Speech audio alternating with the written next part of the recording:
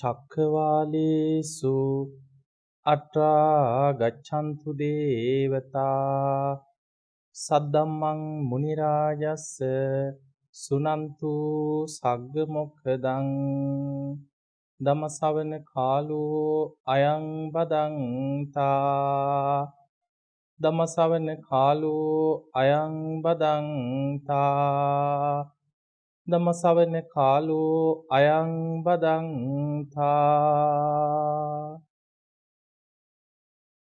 නමෝ තස්ස භගවතු වරහතු සම්මා සම්බුද්දස්ස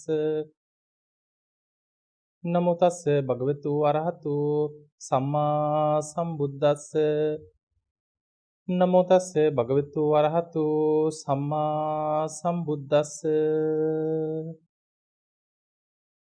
හැම දිනාටම තෙරුවන් සරණ ප්‍රාර්ථනා කරමින් පින්වතුනි කෙනෙක් පෙර අකුසලයක් හරි බලවත් වෙලා නිරේ වැටෙන්න පුළුවන්. කෙලෙස් සහිතව ජීවත් වෙන කෙනා සෝවාන් ඵලයටපත් වෙලා හිටියේ නැත්නම් ඕනෑම වෙලාවක මැරිලා නිරය, තිරිසන් ලෝක, പ്രേත ලෝක, අසුර අපාය ආදී දුක් සහිත තැනකට වැටෙන්න පුළුවන්. එතකොට යම් කිසි කෙනෙක් මරණින් මත්තේ නිරේ ඉපදිලා හිටියෝ. නිරේ උපදින්න කොච්චර කාලයක් යනවද මැරුණාට පස්සේ? ඒ වෙලාවෙම නිරේට ඇදිලා යනවා. ආයි මේ දවස් 7ක් කැරකි ඉඳලා මේ 7 දවසේ දාණයෙන් පස්සේ පින් අරගෙන නිරේට එහෙම එකක් නැහැ. ධර්මයේ තියෙන්නේ යථාබතන් නික්ඛිතෝ ඒවන් නිරේ කියනවා. ඔළුවේ තියාගෙන හිටපු බරක් බිමට වැටෙනවා වගේ. ඒ සැනින් චිත්තක්ෂණයයි. මෙහෙ මැරෙනකොටම චුත වෙනකොට ප්‍රතිසන්දි චිත්තේ ඊළඟ සැනින් පහළ වෙන්නේ නිරිසතෙක් හැටියට. සමහර විට මෙහෙ පාංශු කුල දෙනකොට එහෙ ලෝදිය බොනවා. ඒ නිසා මෙහෙ මැරෙනකොටම එහෙ පහළ වෙනවා නිරිසත්ත්වෙක් හැටියට. එතකොට මේ නිරේ ඉපදිච්ච කෙනා දැන් අපි දන්නේ නැහැ. කවුරුත් දන්නේ නැහැ. හැබැයි පින්කම් කරන්න පුළුවන්, පින් දෙන්න පුළුවන්, පින් අනුමෝදන් කරනවා. ඒ කෙනාට පින් ගන්න පුළුවන්ද? බෑ. දන්නෙත් නැහැ. පින් ගන්න පුළුවන්කමකුත් නැහැ. එතකොට පින් ගන්න බැරි තැනක් තමයි, නුසුදුසු තැනක් තමයි කියව නිරේ වැටුනොත් කෙනෙක් දෙන පිනක්වත් අනුමෝදන් වෙන්න බෑ. ඊළඟට බුදුරජාණන් වහන්සේ වදාළ තිරිසන් අපායේ උපදින සත්වයෝ ඉන්නවා. තිරිසන් ලෝකෙට වැටෙනවා සමහර මරුණාට පස්සේ. තිරිසන් සතාට තේරෙනවද පින් අනුමෝදන් වෙන්න පුළුවන්ද? දැන් අපි හිතමු කවුරු හරි මැරිලා තිරිසන් ලෝකෙක ඉපදුනා කියලා. ඒ කෙනාගේ ඥාතින් මේ පින්කම් කරනවා. අනේ මේ අසවලා නැති වෙලා දැන් අවුරුද්දයි, අවුරුදු 2යි 5යි කියලා පින් දෙනවා. අර තිරිසන් ලෝකේ ඉන්න සත්වයෙක් දන්නවද සාදු සාදු කියලා අනුමෝදන් වෙන්න? නෑ. ඒ කෙනා දන්නෙත් නෑ, පින් ලැබෙන්නෙත් නෑ, පින් ගන්නත් බෑ.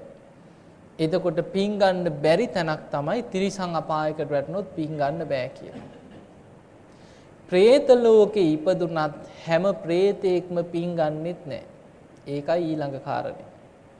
ධර්මයේ තියෙනවා പ്രേත කොට්ටාස ගණනාවක් ගැන තියෙනවා. නිජ්ජාම තන්හික කියලා പ്രേත කොටසක් ඉන්නවා. නිතර බඩකින්නෙන් පිපාසෙන් ඇඟ ගිනි ගන්නවා වගේ පිච්චෙනවා කියලා. දැන් නිකන් හිතන්න මිනිස්සෙකුට උනත් මේ වේලක් දෙකක් කන්න නැති උනොත් බඩ පපුව දාලා යන්නේ නැද්ද බඩකින්නට? වේදනාවක්නේ, කුසගිනි වේදනාවක්. එතකොට රීදෙනවා, දනවා. එතකොට මේ බඩ පපුව පිච්චෙනවා වගේ, ගිනි ගන්නවා වගේ වේදනාවක් දැනෙනවා. හැබැයි කොච්චර පින් දුන්නත් පින් ගන්න බෑ කියනවා. පින් අනුමෝදන් වෙලා සැප ලැබෙන්නේ නැහැ කියනවා. ඒ අය ගැන තියෙන්නේ හරියට වේලිච්ච ගල් තලාවක් උඩට උණ දලු ටිකක් කපලා දැම්මට පස්සේ හරියට අර වේලිච්ච රස්නෙට මේව ඇකිලිලා වේලිලා යනවා වගේ උඩු බැලි අතට වැතිරිලා විලාප දෙදී කෑ ගහනවා කියන බඩකින්නට. හැබැයි පින් ගන්න බෑ කියනවා. ඊළඟට ඉන්නවා කුණු පාස කියලා പ്രേත කොටසක්. ඒ අයගේ ආහාර තමයි මලකුණු වල තියෙන ඕජාව. මලකුණු වල තියෙන ඕජාව උරා බොනවා කියනවා. ඊළඟට දරුවෝ ලැබෙනකොට ගලන ගැප් මල ගිහින් ආග්‍රහණය කරනවා කියනවා. පිරිමින්ගේ කාන්තාවන්ගේ ශරීර වලින් නිකුත් වෙන නොයේක් අසූචි වර්ග උරා බොනවා කියනවා. ආග්‍රහණය කරනවා. පින් ගන්න බෑ කියනවා. කොච්චර මහා පින්කම් කරලා පින් අනුමෝදන් කරත් කුණු පාස කියන പ്രേත කොටසේ ඉපදිලා ඉන්න പ്രേතේකට ඒ පින් අරගෙන සුවපත් වෙන්න සැප ලබන්න බෑ කියනවා. ඊළඟට ඉන්නවා ගූතකාදක කියලා ප්‍රේතයෝ. මොනවද ආහාර කරගන්නේ? අසුචි. ඒ අය උපදින්නෙම අසුචි වලවල් වලමයි. අසුචි වලේ උපදිනවා අසුචි ආග්‍රහණය කරනවා. ලක්කන සංයුක්තයේ තියෙනවා දවසක් මොගලන් මහරහතන් වහන්සේ ලක්කන මහරහතන් වහන්සේ සමග ගිජ්ජකූට පර්වතයෙන් පහළට බැහැලා වැඩම කරනකොට අසුචි වලකින් ගොඩට ඇවිල්ලා ඉන්න ප්‍රේතියක් දකිනවා. ඒක දකින්නේ මුගලන් හාමුදුරුවෝ විතරයි. ලක්කන හාමුදුරුවන්ට පේන්නේ නැහැ. ඉතින් අහනවා ස්වාමීනි ඔය කාවද දැක්කේ? කවුරු දිහාද බලාගෙන ඉන්නේ? එතකොට නමුත් ලක්කන හාමුදුරුවන්ට පේන්නේ බුදුරජාණන් වහන්සේ ළඟදී අහන්න කියන. බුදුරජාණන් වහන්සේ ළඟදී අහනකොට මේ විස්තරේ කියනකොට බුදුරජාණන් වහන්සේ කරපු අකුසලයක් විපාකයක් පෙන්නනවා. ඒ වගේමයි තව තියෙනවා പ്രേතවත්වයේ තියෙනවා තමත් ওই වගේ പ്രേතය අමනුෂ්‍යය ගැන සිදුවීම් ගණනාවක්. එතකොට අපිට පේනවා මේ අසූචි වලවල් වල උපදින අමනුෂ්‍යයෝ ඉන්නවා. සමහර වෙලාවට මේ අමනුෂ්‍යයෝ ඒ අසූචි වලෙන් උඩට ඇවිල්ලා එහාට මෙහාට ගමන් කරනවා. අපිට පේන්නේ නමුත් අපිට ඒ දුර්ගන්ධ එනවා යනකොට. සමහරු කියනවා මේ ගියේ ඇතුලෙන් හරීම ගඳක් එහාට යනවා මෙහාට යනවා. මේ ප්‍රේත ගඳ කියනවා. මිනිස්සු දන්නේ නැද්ද? කියනවා. නමුත් පෙනුන් නැති වුණාට ඒ එහා මෙහා යනකොට එන ගඳ දැනෙනවා. එවැනි අසූචි වලවල් වල උපදින ප්‍රේතයන්ට පින් ගන්න බෑ. තව ඉන්නවා නොයේක් විදිහේ പ്രേත වර්ග ඉන්නවා. කාල කංජික කියලා പ്രേතයෝ ඉන්නවා. පින් ගන්නම බෑ. එතකොට මෙවැනි പ്രേත කොට්ටාස ගණනාවක් ගැන ධර්මයේ සඳහන් වෙනවා. මේ අතරේ කෙනෙක්ගේ පිනක් අනුමෝදන් වෙලා සුවපත් වෙන්න පුළුවන් පරදත්තූප කියන പ്രേතයෙකුට විතරයි කියන්නේ. පරදත්තූප කියන්නේ අනුන්ගෙන් පිනක් අපේක්ෂාවෙන් ඉන්න අය ඉන්නවා. හැම වෙලාවෙම අපේක්ෂා කරන අනේ අපේ ඥාතීන් අපේ දරුවෝ අපේ සහෝදරයෝ අපේ ඥාතීන් අපිව සිහිපත් කරලා පිනක් කරලා අපිට අනුමෝදන් කරાવી කියලා බලාගෙන ඉන්නවා. එතකොට එහෙම පින් කරලා පින් අනුමෝදන් කරනකොට ඉක්මනට ඒ දිහා බලාගෙන ඉඳලා සාදු සාදු කියලා අනුමෝදන් වෙනවා. ඒ අනුමෝදන් වෙනකොට පිපාසයෙන් හිටියොත් පිපාසි නැති වෙනවා කියනවා. කුසගින්නෙන් හිටියොත් කුසගින්න නැති වෙනවා. ආහාර පහළ වෙනවා, වස්ත්‍ර පහළ වෙනවා, ඉන්න තැන් පහළ වෙනවා, විමාන ලැබෙනවා. හැබැයි අපිට පුළුවන් ද പ്രേත ලෝකේ ඉපදිච්ච කෙනෙකුට පින් අනුමෝදන් කරලා දිව්‍ය ලෝකෙට යවන්න පුළුවන්ද? ඒක කරන්න පුළුවන් කමක් නැහැ. පින්වතුනි, പ്രേතවත්වයේ තියෙනවා සාරිපුත්ත හාමුදුරුවන්ගේ ආත්ම 5කට කලින් අම්මා වෙච්ච പ്രേතියක් ගැන. දැන් හිතන්න සාමාන්‍ය කෙනෙක්ද කියලා. අසංකේයකුත් කල්ප ලක්ෂයක් අග්‍ර ශ්‍රාවක තනතුරක් ලබන්න පෙරම් පුරාගෙන ආවේ සාරිපුත්ත හාමුදුරුවෝ. එතකොට ඒ වගේ පින්වන්ත කෙනෙක්ගේ අම්මා කෙනෙක් ආත්ම 5කට කලින් අම්මා වෙලා හිටපු කෙනා. මැරිලා പ്രേත ලෝකෙ ඉපදුනා. එතකොට සාරිපුත්ත හාමුදුරුවෝ තවත් ආත්ම 5ක් ඉපදී ඇවිල්ලා පස්වෙනි ආත්මේ උපතිස්ස නමින් ඉපදිලා සාරිපුත්ත නමින් පැවිදි වෙලා රහත් වුණා. බුදුරජාණන් වහන්සේගේ අග්‍ර ශ්‍රාවකේ ප්‍රඥාවන්තයින් අතර අග්‍රයි ධර්මසේනාධිපති. හැබැයි අර අම්මා ආත්ම 5කට කලින් പ്രേත ලෝකෙට වැටිච්ච අම්මා අවුරුදු 10 ගාණක් ඒ වෙනකොටත් പ്രേත ලෝකේ. දවසක් සාරිපුත්ත හාමුදුරුවෝ පාත්‍රය අරගෙන පිණ්ඩපාත යනකොට ඇට සැකිල්ලක් වගේ අමනුස්සේ ඇඟේ තැන් තැන් වලින් මස් එල්ලෙනවා. ඇඟේ ඇදුන්නේ නැහැ. හැංගිලා වගේ ඇකිලිලා පෙනී හිටියා. සාරිපුත්ත හාමුදුරුවෝ දැක්ක ගමන් හිතුණා මේ වගේ පව්කම් කරලා പ്രേත ලෝකේ දුක් විඳින අමනුෂ්‍යයොත් ඉන්නවද? මහා පව් කරපු කෙනෙක් වෙන්න ඇති කියලා උන්වහන්සේ ඒ දිහා බලලා අනුකම්පා සහගත උන්වහන්සේ එහෙම ඉදිරියට වැඩියා. වඩිනකොට මේ අමනුෂ්‍ය ඇහෙන්න කියනවා අනේ ස්වාමීනි අහක බලාගෙන යන්න එපා කියනවා. මම ඔබ වහන්සේගේ අම්මා වෙලා හිටපු කෙනෙක් කියනවා. සාරිපුත්ත හාමුදුරුවෝ නතර වෙලා බැලුවා. උන්වහන්සේ විමසලා බැලුවා නුවණින්. බලනකොට දිවසින් දැක්කා කාරණේ ඇත්ත. ආත්ම 5කට කලින් අම්මා වෙලා හිටපු කෙනා പ്രേත ලෝකේ ඉන්නේ. ඇහුවා പ്രേතිය මොනවද මගෙන් බලාපොරොත්තු වෙන්නේ? අනේ ස්වාමීනි අවුරුදු 10 ගාණක් සා පිපාසාවෙන් ඉන්නේ කියන. ආහාරයක් හොයාගෙන යනකොට ඒක අතුරුදහන් වෙනවා කියන. පිනක් අනුමෝදන් කරන්න කියෝ. සාරිපුත්ත හාමුදුරුවෝ අහනවා ප්‍රේතිය දැන් මෙච්චර කාලයක් අවුරුදු දහස් ගාණක් പ്രേත ලෝකෙ මොනවද ඇහුවා ආහාර හැටියට ගත්තේ. අන්න ඒකෙදි කියනවා කාපු බීපු දේවල් ගැන ලොකු මේ ලයිස්තුවක් කියනවා. ඒකේ කියනවා ස්වාමීනි අපේ ආහාර තමයි කියනවා මිනි පිච්චෙනකොට උතුරලා යන උරුණු තෙල්. අපි ආග්‍රහණය කරනවා කියනවා. තුවාල වලින් ගලන සැරව ආග්‍රහණය කරනවා කියනවා. දරුවෝ ලැබෙනකොට ගලන ගැබ්මල ආග්‍රහණය කරනවා කියනවා. ලේ මල මුත්‍ර අසූචි මේවා තමයි කියන ආග්‍රහණය කරන්නේ. ස්වාමීනි කොයි තරම් මේ ආහාර හොයාගෙන ගියත් සාපිපාසාව අවසන් වෙන්නේ නැහැ කියලා. ඉතින් තමන්ගේ දුක කීවට පස්සේ සාරිපුත්ත මහරහතන් වහන්සේ එදා දවසේ උන්වහන්සේ පිණ්ඩපාති කරා. පාත්‍රයට දාන එකක් පිරෙනකම්ම පිණ්ඩපාති ගියා. වෙනදා තමන්ට සෑහෙන ප්‍රමාණයට දාන ලැබුණාම නවත්තනවා. එදා පාත්‍රයේ පිරෙනකම්ම පිණ්ඩපාති කරගෙන ආරාමයට ගිහිල්ලා තම ස්වාමීන් වහන්සේලා කීප නමක් හිටියා. උන්වහන්සේලා දානේ වළඳන්න පෙර පිණ්ඩපාති කරගත්ත ටික ඔක්කොම අනිත් හාමුදුරුවන්ගේ පාත්‍ර වලට බෙදුවා. තමන් පිණ්ඩපාති කරගෙන ගෙන ආපු දානේ අනිත් ස්වාමීන් වහන්සේලාගේ පාත්‍ර වලට පූජා කරා. පූජා කරලා උන්වහන්සේ අදිෂ්ඨානයක් ඇති කරගෙන සිහි කරගත්ත අද දවසේ මම පිණ්ඩපාත ගිහින් මට ලැබිච්ච දානේ කොටස මේ ආරාමේ ඉන්න අනික් භික්ෂූන් වහන්සේලාට මම පූජා කරා. මේ දානමේ පිණින් මේට ආත්ම 5කට කලින් මගේ අම්මා වෙලා പ്രേත ලෝකේ ඉන්න പ്രേතියට මේ පින් අනුමෝදන් වෙලා සුවපත් වේවා කියලා පින් අනුමෝදන් කරා. ඒ පිණෙන් සැප ලැබුණා. ආයමත් දවසක සාරිපුත්ත හාමුදුරුවෝ පිණ්ඩපාත යනකොට පෙනී හිටියා. හැබැයි අර වගේ ඇට සැකිල්ලක් වගේ ඇඟේ ඇදුන් නැතුව මස් එල්ලෙන විදිහට නෙමෙයි. ආහාර ලැබිලා ශරීරේ හැදිලා උපපාතික කයක්නේ පින අනුමෝදන් වෙනකොටම ශරීරය හැදෙනවා පිනට අනුව. වස්ත්‍ර පහළ වෙලා බොහොම ලස්සනට පෙනී ඉඳලා වන්දනා කරලා කියනවා ස්වාමීනි ඔබ වහන්සේට බොහොම පින් අයිති වෙනවා. ඔබ වහන්සේ මට අනුමෝදන් කරපු පිනෙන් මට සැප සම්පත් ලැබුණා, මට ආහාර පාන ලැබුණා කියලා අඬන්න පටන් ගත්තා. දැන් මේ විස්තරය ඔක්කොම කියලා දැන් මෙන්න අඬනවා මේ ප්‍රේතිය. අහනවා සාරිපුත්ත හාමුදුරුවෝ ප්‍රේතිය තවත් මොනවද මගෙන් බලාපොරොත්තු වෙන්නේ? අනේ ස්වාමීනි ඔබ වහන්සේට නම් මාව බේර ගන්න බෑ කියලා. තව අවුරුදු 5කින් මම මේ പ്രേත ලෝකෙන් චුත වෙලා මහා නිරේට වැටෙනවා කියෝ. මම කරපු අකුසලයේ විපාකේ මට පේනවා කියෝ.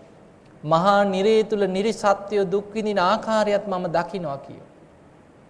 අඬන්න පටන් ගත්තා. සාරිපුත්ත හාමුදුරන්ට පුළුවන් ද බේරන්න? පුළුවන්කමක් නැහැ. තමන් දායාද කරගත්ත කර්මයේ විපාක තමන් අරගෙන යනවා. කෙනෙක් പ്രേත ලෝකයකට වැටුනොත් ඒ ඉන්න ආත්මයේ තුලදී අපිට දානයක් දීලා මහා පිනක් කරලා වස්ත්‍ර නැත්නම් වස්ත්‍ර පූජා කරලා දානමාන දීලා පින් අනුමෝදන් කරලා ඒ ආත්මයේ තුල සැපයක් ලබලා දෙන්න පුළුවන්. හැබැයි අපිට ඕන විදිහට එතනින් මුදවලා යවන්න බෑ.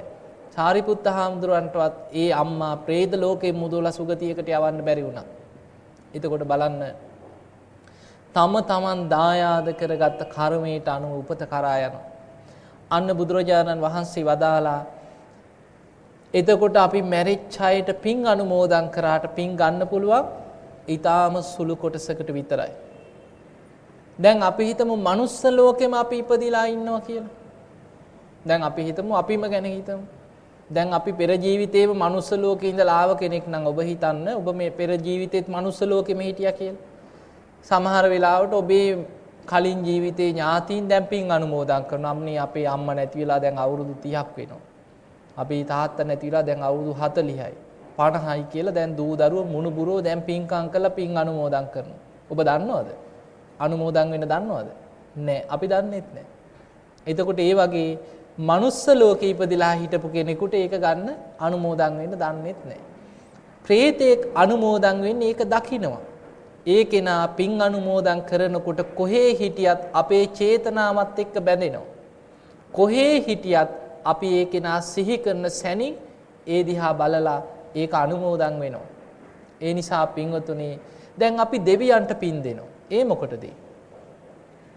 දෙවියන් මේ දිව්‍ය විමාන පහළ වෙලා තියෙන්නේ, දිව්‍ය සැප විඳින්නේ, දිව්‍ය යානා පහළ වෙන්නේ, දිව්‍ය භෝජන පහළ වෙන්නේ මේ අපි දෙන පිනෙන්ද?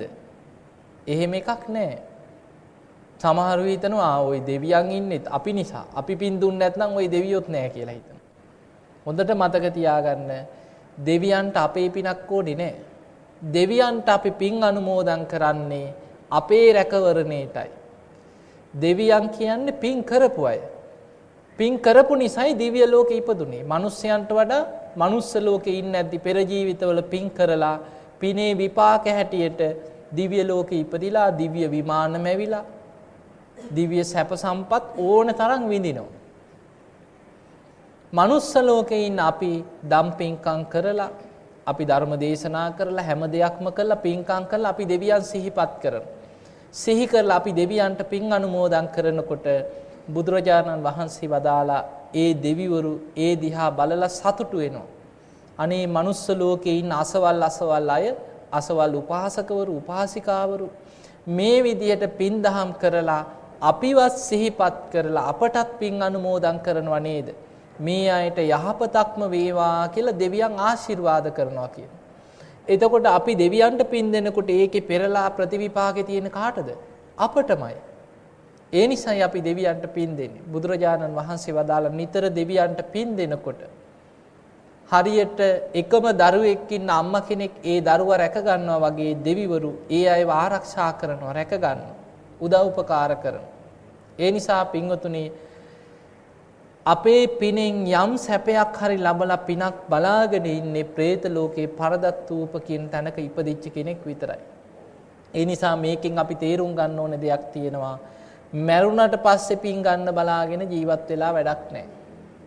සමහර වෙලාවට ගන්න පුළුවන් වෙන්න ඉඩ තියෙන ඊටාම සුළු පිරිසකට විතරයි. ඒ නිසා අපේ ජීවිතේ වටිනාම තීරණාත්මක වෙලාව තමයි මේ ජීවත් වෙලා ඉන්න සුළු වෙලාව. මරණ මංචකේ පවා තීරණාත්මකයි. අපිට පේනවා ධර්මයේ තියෙන ඇතැම් සිදුවීම් දිහා බලපුවාම මරණ මංචකේ නිරේ යන්න කර්මයේ හැදිච්ච අය මරණ මංචකේ ධර්මයේ මෙනෙහි කරගෙන දිව්‍ය ලෝකේ බ්‍රහ්ම ලෝකේ ගිය අය ගැන තියෙනවා. ඔබ අහලා ඇති ධනංජානි කියලා බමුණෙක් ගැන අහලා තියෙනවද?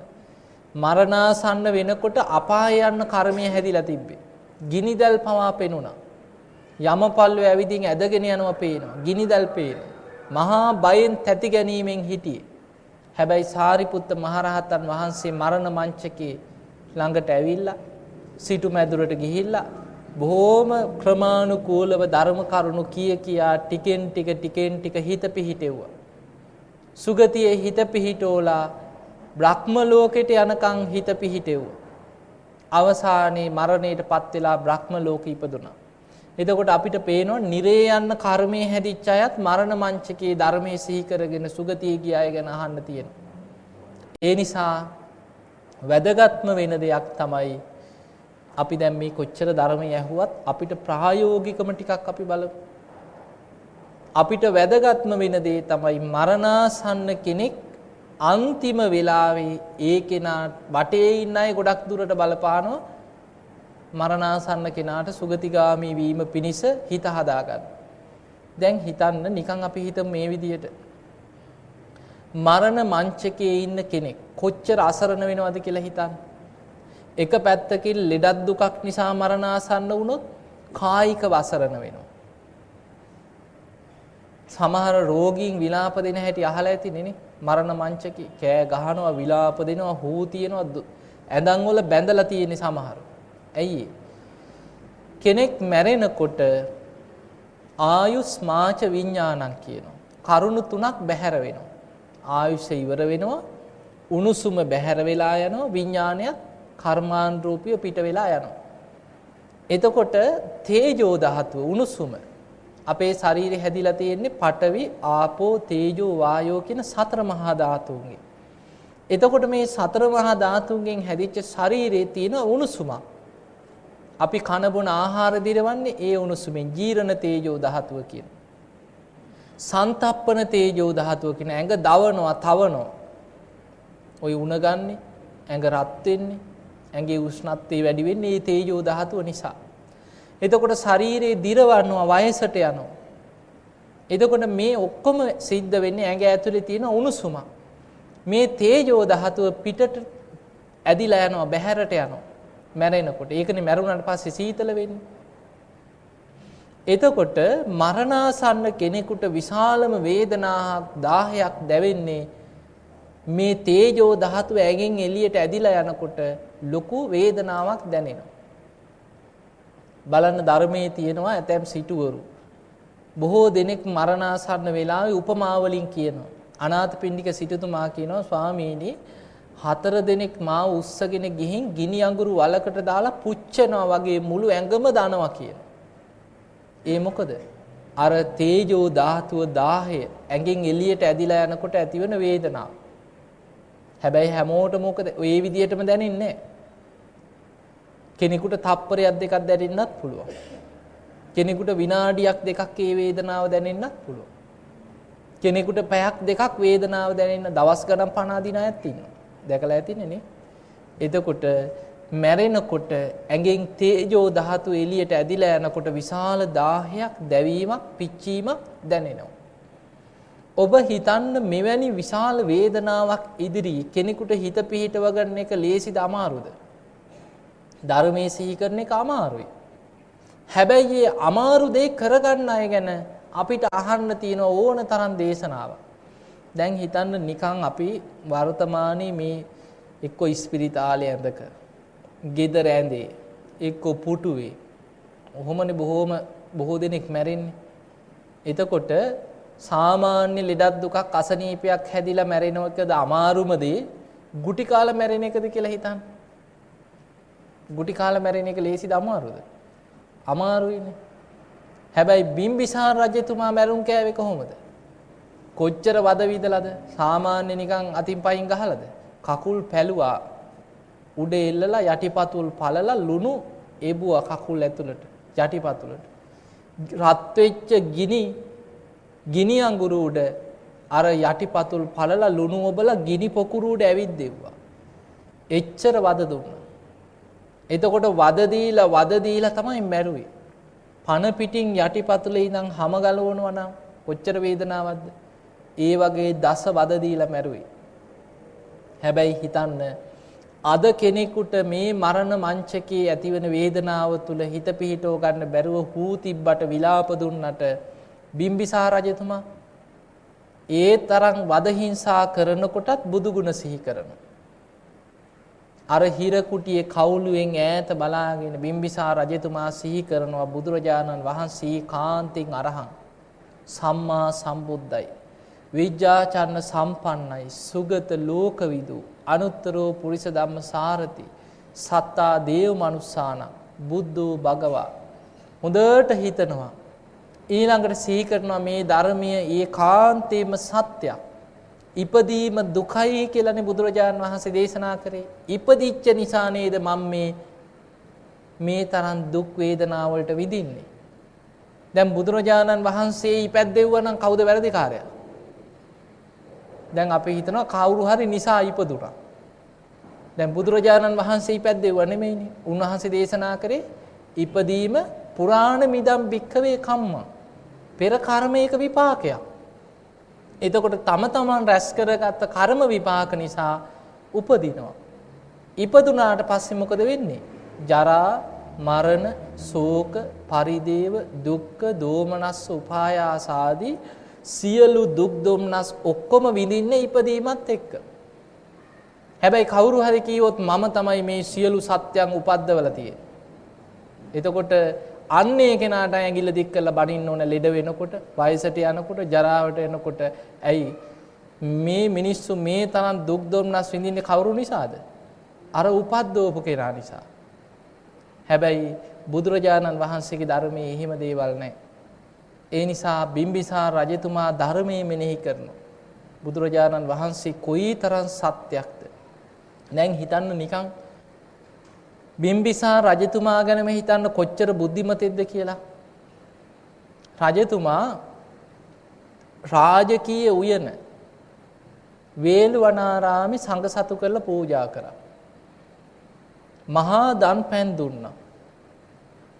ඒ තරම් පින්කම් කරපු රජතුමාට පෙර කර්ම විපාකයක් නිසා තමයි හතුරෙක් ආවේ දරුවෙක් හැටියට. අන්තිමට ඒ අජාසත්තගෙම මැරුම් කන්න වුණා දුක් විඳලා. සාමාන්‍ය සද්ධාාවක් නැති කෙනෙක් නම් බුදුරජාණන් වහන්සේ ගැන හිතන්නේ කොහොමද? මම මෙච්චර පින්කම් කරා කෝ මට මේ වැය විපාක හිතනවද නැද්ද? මගේ උයන රාජකීය උද්‍යානයේ මං සංඝ සතු කරලා මේ කුටි හදලා මෙච්චර විශාල පළවෙනි ආරාමේ පූජා කරපු මට මේ හිරබත් කන්න වුණා කෝ බුදුහාමුදුරුවෝ මාව බේරගත්තා. එහෙම හිතන්නේ නැද්ද? අන්න ධර්මයේ දන්නේ නැති කෙනා නම් එහෙමයි හිතන්නේ. දැන් අද අපිට මේ ලෙඩක් වුණත් කවුද වැරදිකාරයා? අපි මෙච්චර බෝධි පූජා තිබ්බා අපිටමයි කියනවා මේවා ඔක්කොම. අපි මෙච්චර දම් පැන් දෙනවා අපිටමයි කියනවා මේ හෙන. අර අරුන් යසාගේට ඉන්නවා කියලා කවුරු හරි පව්කාරයෙක්ව පෙන්නනවා. ඇත්තද බොරුද? හැබැයි බිම්බිසාර රජතුමා බලන්න බිම්බිසාර රජතුමා අච්චර වේළුවනාරාමේ තමන්ගේ රාජකීය උයන සංඝ සතු කරලා පූජා කරා. දහස් ගණන් භික්ෂූන් වහන්සේලාට වැඩ ඉන්න වේළුවනාරාමේ කුටි සෙනසුන් හදලා දුන්නා. සංඝයා උදෙසා මහා දානමය පූජාවල් පින්කම් කරා. ඒ තරම් පින්කම් කරලා හැබැයි පෙර වෛරක්කාරයෙක් දරුවෙක් හැටියට ඇවිදින් මේ අජාසත්ත නිසා ඒ තරම් වද හිංසා විඳලා මැරුම් කෑවා. හැබැයි අජාසත්ත ගැන වෛර බැන්දෙත් නැහැ. තමන් කරපු පිනට ගරහා කරෙත් නැහැ. බුදු ගුණ හිත හිතා හිටියා. දැන් හිතන්න අපි දියුණුද රජතුමා දියුණුද? රජතුමා කොච්චර දියුණුද කියලා හිතන්න තවත් වෙන්නේ රජතුමාගේ දියුණුව. දැන් ඔබ නිකන් හිතන්න අපි සීල් ගන්නවා බණ භාවනා කරන අයනේ. ඔබේ දරුවෙක් ඔබව කාමරයකට දාලා කන්න නොදී වහලා තියෙනවා. දවසක් දෙකක්. එච්චර ඕනේ නැහැ දවස් දෙකක් වහලා තිබ්බා කියලා. හිටපන් ඔබ කියලා දොර වහලා ඉවරලා යතුරු අරගෙන යනවා. දැන් ඔබට බුදු ගුණ හිතන්න පුළුවන්ද? ධර්මයේ සිහි වෙයිද? ඉපදිච්ච නිසා නේද මේ වද හිංසා මං විඳින්නේ කියලා හිතෙනවද? නෑ. වර්තමානයේ අපිට පේනවා මේ දරුවන්ට සාප කර කර සමහරු මැරෙන්නේ. මම මූට ඉගැන්නුවේ මෙහෙමයි, කන්න දුන්නේ මෙහෙමයි, මේ කා මට දෙන වද හිංසා කිය අර දරුවට සාප කර කර මැරෙන අය නැද්ද? ඉන්නවා. ඇයි ඒ? Taman දන්නේ නැහැ, Tamanගේ හිත රැක ගන්න දන්නේ නැහැ. මොන ප්‍රශ්න ආවත්, මොන ගැටලු ආවත්, මොන විදිහේ දේවල් ආවත් තමන්ගේ හිත රැක ගන්න තමන් දක්ෂ වෙන්න ඕන. අන්න බිම්බිසාර රජතුමාට ඒ දක්ෂතාවය තිබුණා. කකුල් පළලා ලුණු දාලා වද හිංසා කරනකොටත් ධර්මයේ සිහි කරගත්තා, තමන්ගේ හිත රැකගත්තා. මැරුණා. දැන් බලන්න එච්චර වද දීලා මැරිලා දුගතියකට වැටුණාද? නෑ. ජනවසබ කියලා දෙවි කෙනෙක් වෙලා ඉපදුනා. දීඝනිකායේ තියෙනවා ජනවසබ කියලා සූත්‍රයක්. බුදුරජාණන් වහන්සේ ගිජ්ජකූට පර්වතයේ වැඩ ඉන්නකොට රජගහ නුවර මේ ජනවසබ කියන දෙවියන් විශාල දිව්‍ය ආලෝකයක් මවාගෙන බුදුරජාණන් වහන්සේ ඉදිරියේ රාත්‍රී පළවෙනි යාමේ පෙනී ඉඳලා වන්දනා කරලා කියනවා ස්වාමීනි මම තමයි කිව්ව ජනවසබ දිව්‍ය රාජය. මමයි කිව්ව ජනවසබ දිව්‍ය රාජය. බුදුරජාණන් වහන්සේ අහනවා ජනවසබ දැන් ඔබ දිව්‍ය ලෝකේ ඉපදිලා මොකක්ද ඇහුව ඔබේ අරමුණ? මොකක්ද ඇහුව ඔබ මේ දවස්වල කරන්නේ? ස්වාමීනි මං සකදාගාමී ඵලයටපත් වෙන්න උත්සාහ කරනවා කියලා. ඒකට මනුස්ස ලෝකෙදි සෝවාන් වෙලා හිටියේ.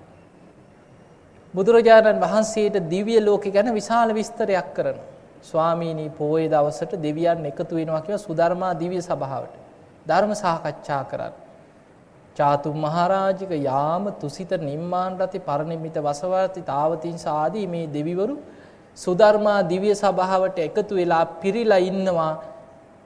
මේ දිව්‍ය සභාවට දෙවියන්ට බණ කියන්න එනවා. සුද්ධාවාස බ්‍රහ්ම ලෝකේ ඉඳන් අනාගාමි ඵලයටපත් වෙච්ච දෙවි කෙනෙක්. සනන් කුමාර කියලා බ්‍රහ්ම දෙවි කෙනෙක්. මේ දෙවියන් ඇවිදින් අර සුධර්මා දිව්‍ය සභාවේ ඉන්න දෙවිවරුන්ට දහම් දෙසනවා.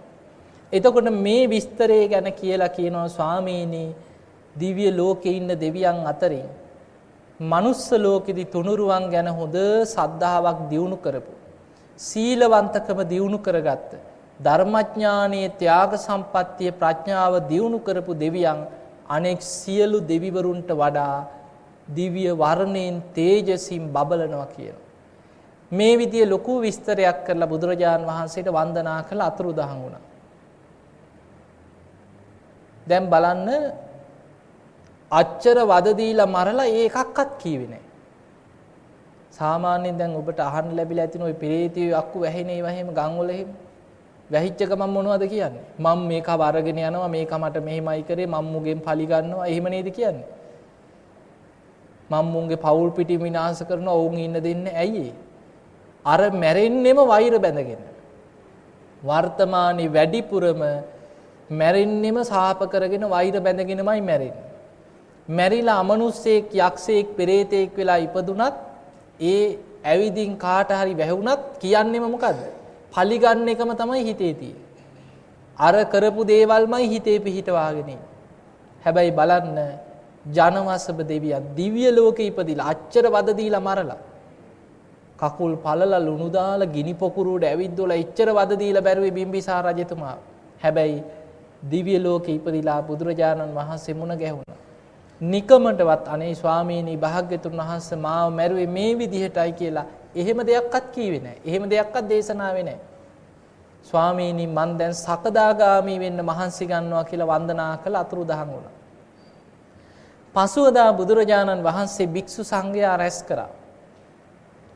මේ පිරිස රැස් කරලා බුදුරජාණන් වහන්සේ වදාළ මහණෙනි ඊයේ රාත්‍රී විශාල ආලෝකයක් විහිදවාගෙන දෙවි කෙනෙක් ඇවිදින් මම තමයි ජනවස්සබ, මමයි ජනවස්සබ දිව්‍ය රාජයා කියලා මේ විදිහේ කතාවක් කරා කියෝ.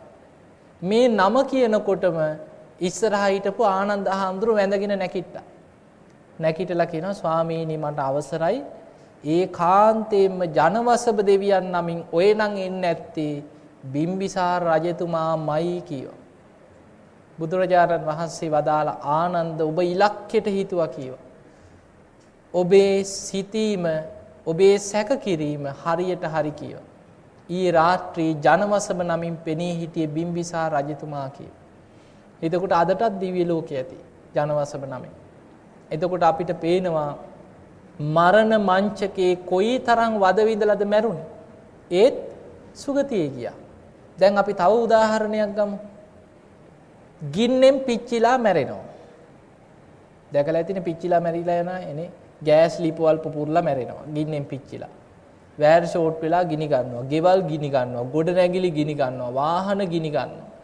ගින්නෙන් පිච්චිලා නිකන් හිතන්න පණ පිටින් ගින්නකට පිච්චිලා කර වෙලා යනකොට කොච්චර අමාරුද කියලා. එවැනි වෙලාවක ධර්මයක් සිහි කරගන්නවා කියන එක ලේසිද අමාරුද? ගින්නෙන් පිච්චෙනකොට නිකම් පොඩ්ඩක් ඇඟිල්ල පිච්චුණත් කොච්චර රිදෙනවද? මුළු ඇඟම පිච්චෙනකොට ධර්මයේ සිහි කරන එක ලේසිද අමාරුද? අමාරුයි. හැබැයි හිතන්න සාමාවතී ඇතුළු 500ක් කොහොමද මැරුණේ? ගොඩ නැගිල්ලටම ගිනි තිබ්බා මාගන්දියාව. හිටපු මාලිගාවටම රෙදි පාංකඩ ඔතලා කණුවලට උණු තෙල් වක් කරලා ගිනි ගන්න තෙල් වක් කරලා ගිනි තිබ්බා පලි ගන්න. එතකොට මේ මාලිගාවම ගිනි ගත්තා. දොරවල් ඔක්කොම වහලා අගුල් දාලා තමයි ගිනි තිබ්බේ. පැන ගන්න අතක් නැහැ. අන්තිමට සාමාවතී දැන් මේ භික්ෂුණීන් වහන්සේලාද? නෑ බිසෝවරු රජතුමාගේ උදේනි රජුරුවන්ගේ අන්තපුරේ හිටපු කාන්තාවෝ ටික. සාමාවතී අනිත් බිසෝවරු ඔක්කොටම කියනවා නැගනිවරුනි අපිට දැන් බේරෙන්න අතක් නැහැ. අපි සියලු දෙනාම මේ ගින්නෙන් පිච්චිලා අළු වෙලා යයි. හැබැයි අපේ වාසනාවට බුදුරජාණන් වහන්සේ දේශනා කරපු ධර්මය අපි ගාව තියෙනවා. හැමෝම මේ ධර්මයේ සිහි කරගන්න කියෝ. මාගන්දියා ගැනවත් ගිනි තියන්න ආපු අය ගැනවත් කිසි කෙනෙක් ගැන වෛර කරන්න එපා කියෝ. හැමෝම වාඩි වුණා ධර්මයේ මෙනෙහි කරගත්තා.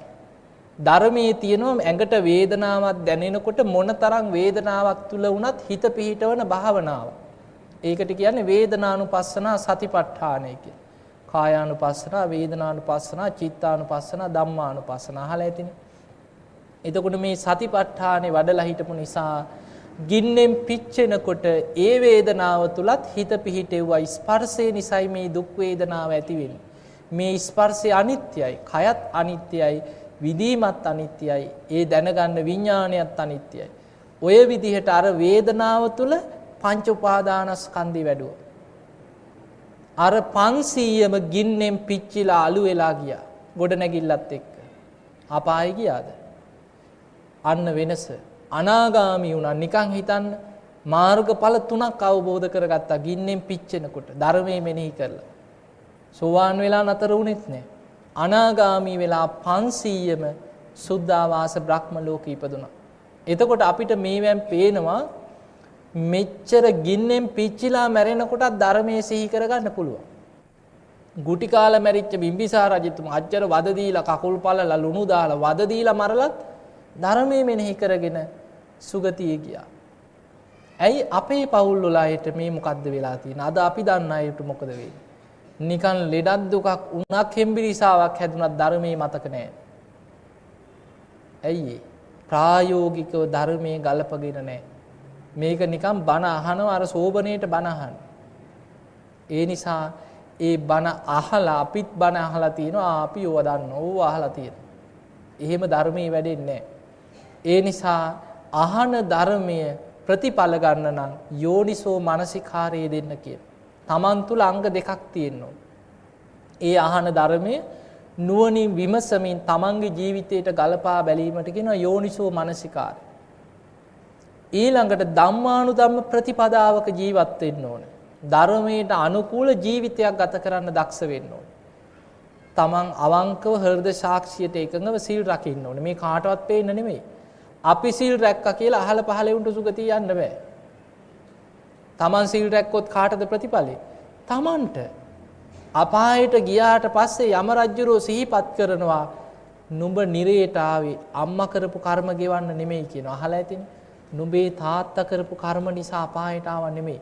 නුඹේ ඥාතීන් යාළු මිත්‍රයෝ අසල්වැසියෝ නෑදෑයෝ කවුරුත් කරපු කර්ම නිසා අපායට ආව නෙමෙයි කියනවා. නුඹ විසින් කරපු මේ වගේ අකුසල් නිසායි කියන අපායට ආවේ. එතකොට අපිට තේරෙනවා අපි සංසාරේ දුක් විඳිනවා නම් නිරේකට වැටුනොත් පෙරේත ලෝකයකට යම් තැනකට වැටුනොත් වැටෙන්නේ කවුරු නිසාද? තමන් කරපු කර්ම නිසා. එතකොට මේක කාටවත් පිටින් කියලා දැන් අපිට අහන්න ලැබෙන්නේ මොනවද? මේ අනුන්ගේ කර්ම කියනවා මේ මගේ පිටින් ගියේ. මේ අය නිසායි කියනවා අපිත් මේවට පැටළුනේ. එතකොට අනුන්ගේ පිටින් තියලා බේරෙන්න පුළුවන්. එහෙම බේරෙන්න පුළුවන් කමක් නැහැ. යං කම්මං කරිස්සාමි කල්යාණං වා පාපකං වා තස්ස දායාත. තමන් යම් කර්මයක් කරොත් යහපත් ඒකේ යහපත් විපාක තමාට ලැබෙනවා. තමන් කරන දේ අයහපත් නම් ඒකේ අයහපත් විපාක ලැබෙන්නේ තමාටමයි. අන්න ඒ නිසා කර්මය ගැන නිතර හිතන්න ඕනේ. තමන්ගේ හෘද සාක්ෂියට එකඟ සීලවන්ත ජීවිතයක් ගත කරන්න. එතකොට මේ ධර්මයේ ප්‍රතිඵලයක් ගන්න නම් ධම්මානුධම්ම ප්‍රතිපදාවෙන් ජීවත් වෙන්න. ධර්මානුකූල ජීවිතයක් ගත කරන්න. සීලවන්ත වෙන්න, නිතර ධර්මයට අනුව විමසන්න, ධර්මානුකූලව ජීවත් වෙන්න. නිතර බුදු ගුණ හිතන්න, ධර්මයේ ගුණ හිතන්න, සංඝ ගුණ හිතන්න, Taman රකින්න සීලය ගැන සිහි කර කර සීලානුස්සතිය වඩන්න පුළුවන්. Taman තුල තියෙන ත්‍යාග සම්පත්තිය ගැන මෙනෙහි කර කර ත්‍යාගානුස්සතිය වඩන්න පුළුවන්. Taman කැමති දිව්‍ය ලෝකයක හිත පිහිටවලා දේවතානුස්සතිය වඩන්න කියන. හැබැයි එහෙම හිත පිහිටවන්නත් තමා තුල තියෙන කරුණු පහ. සද්ධාව, සිල්වත්කම, ධර්මඥානීය, ත්‍යාග සම්පත්තිය, ප්‍රඥාව තියෙනවා නම් තමන් කැමති දිව්‍ය ලෝකයක් අරමුණු කරලා හිත පිහිටවන්න පුළුවන් කිය.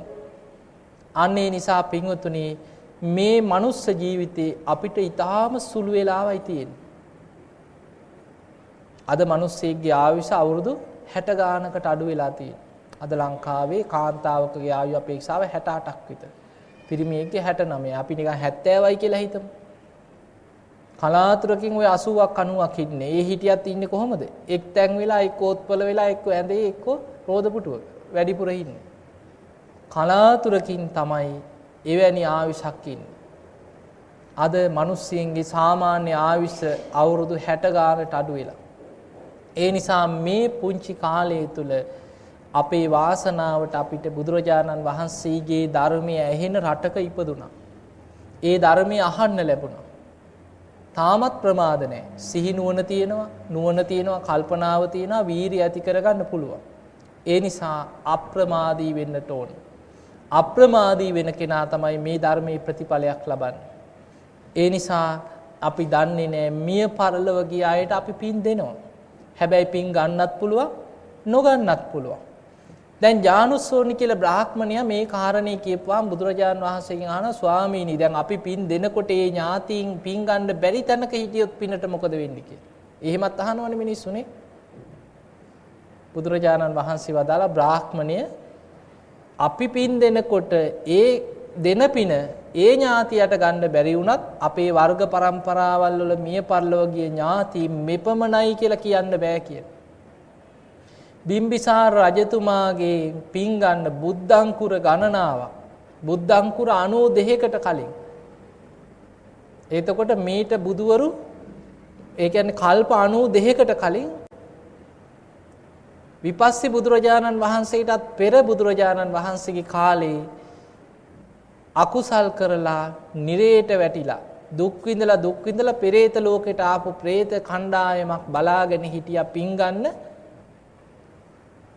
ගෞතම බුදුරජාණන් වහන්සේගේ කාලේ බිම්බිසාර රජතුමා ඒ වේළුවනාරාමේ පූජා කරලා මහා පින්කම් කරලා පින් අනුමෝදන් කරයි කියලා ඒ පින ගන්න බලාගෙන හිටියා. ඒ මුල් කරගෙන තමයි තිරෝකුඩ සූත්‍රය දේශනා කරේ. එතකොට අපිට පේනවා සමහර වෙලාවට අපි දන්නෙත් නැහැ කල්ප ගණන් පෙර නෑදෑකම් ඥාතිකම් තියෙන මේ ප්‍රේතයෝ අමනුෂ්‍යයන්ට මේවා තේරෙනවා. දැන් අපි ජීවත් වෙන්නේ අවුරුදු 60යි 70යි වුණාට අමනුෂ්‍ය ලෝකයේ ආයුෂ අවුරුදු දහස් ගණන් දසදහස් ගණන් සමහරු ලක්ෂ ගණන් പ്രേත ලෝකවල ඉන්න අමනුෂ්‍යයෝ. ඒ අය බලාගෙන ඉන්නවා මේ ඥාති සම්බන්ධතා මත. දැන් බලන්න සාරිපුත්ත හාමුදුරුවෝ හොයාගෙන ආවේ ආත්ම 5කට කලින් අම්මා කෙනෙක් පින් ඉල්ලගෙන. එතකොට පින් ගන්න බලාගෙන ඉන්න ඥාතීන් ඉන්නවා. අන්න ඒ අය පින් දෙනකොට අනුමෝදන් වෙනවා කියන. ඒ නිසා අපි පින් දෙනකොට එක්කෙනෙක් විතරක් සිහිපත් කරන්න එපා. පින් අනුමෝදන් කරනකොට ඒ අපි දන්න කියන ඥාතීන්ට අමතරව පින් අපේක්ෂාවෙන් ඉන්න යම් තාක් ඥාති පිරිසක් ඉන්නවා නම් ඒ සියලු ඥාති මේ පින් අනුමෝදන් වෙලා සුවපත් වේවා කියලා සියලු දෙනාට පොදුවේ පින් දෙන්න. අන්න එතකොට ඒ පින් ගන්න පුළුවන් තැන්වල ඉන්න යමෙක් ඉන්නවා නම් ඒ හැමෝම පින් ගන්න. දැන් ඒ අපි එහෙම කරන්නේ ඇයි? මැරිච්ච කෙනෙකුට අපිට අතින් අතට යමක් දෙන්න බෑ. මෙන්න අපි ඇඳුමක් ගත්තා මෙන්න මිය පරලොව ගිය තාත්තටත් සරමක් කමිසයක් කියලා අතින් පූජා කරන්න බෑ. එතකොට අපි බත් පිඟානක කනකොට ඒ මැරිච්ච කෙනාටත් බත් පිඟානක් බෙදලා එහෙම දෙන්න පුළුවන්ද? එහෙම දෙන තැනුත් තියෙනව නේද? දැකලා නැද්ද? පෙරේත කොට්ටක් තියෙන කොච්චර ලැජ්ජාවක්ද බලන්න. සමහර පැතිවල තියෙනවා අනේ මැරිලා දවස් 7 යනකොට දැන් මෙන්න අනේ මේසෙ කෑවේ දරුවොත් එක්ක මේසෙට ඇරලා කෑම ගත්තේ. දැන් වත්තේ කිරෝලකින් එක්ක පැදුරක් කෙලලා ඒකේ බත් ටිකක් තියලා පිඟානට බෙදලා ආසා කරන දේවල් ඔක්කොම තියලා කිසිම ලැජ්ජාවක් නැතුව කෑ ගහනවා. තාත්තී එක්ක අම්මී කියලා කෑ ගහනවා මේ කාලා බන අහලා යන්න ඉන්නෝ කියලා. අහලා නැද්ද? තියනවාද මේ පැතිවලත්? කොහෙන් ආවද මන්ද මේවා? එතකොට බලන්න කොච්චර ලැජ්ජාවක්ද කියලා. ගමටම කියනවා කෑ ගහලා මෙන්න අපේ පවුලේ මැරිච්ච එකා පෙරේතෙක් කියලා. ඒ නිසා සමහර තැන්වල බලපුවාම පේනවා එක්ක සිගරට් එකක් පත්තු කරලා ඒ අයිනකින් තියෙනවා. දැකලා නැද්ද? වීදුරු දෙකක් තියලා තිබ්බොත් බීලා මැරිච්ච කෙනෙක්. කුණු වෙලා මැරිලා තියෙනවා. එකක වතුර අනිකේ බීපු ඒවා. එතකොට ඔය වගේ දේවල් සිද්ධ වෙනවා. ඒ නිසා හොඳට තේරුම් ගන්න මැරුණට පස්සේ අපිට අතින් අතට යමක් දෙන්න බෑ. අපිට කරන්න පුළුවන් පිනක් කරලා පින් අනුමෝදන් කිරීම විතරයි. හැබැයි පින් ගන්න පුළුවන් තැනක ඉන්නේ ඊටාම සුළු කොටසක් විතරයි. ඒ නිසා හොඳට මතක තියාගන්න අපි මැරුණට පස්සේ නම් පින් ගන්න බලාගෙන ඉන්න එපා. පුළුවන් තරම් අප්‍රමාදී වෙන්න මරණ මංචකයේදී ධර්මයේම සිහි කරගෙන ධර්මයේ හිත පිහිටවා ගන්න. ඒ නිසා මේ හැම දිනාටම ධර්මයේම සිහි කරගෙන ධර්මයේම හිත පිහිටවාගෙන ධර්මයේම අවබෝධ කරගන්න වාසනාව උදා වේවා කියලා අපි ආශිර්වාද කරමු.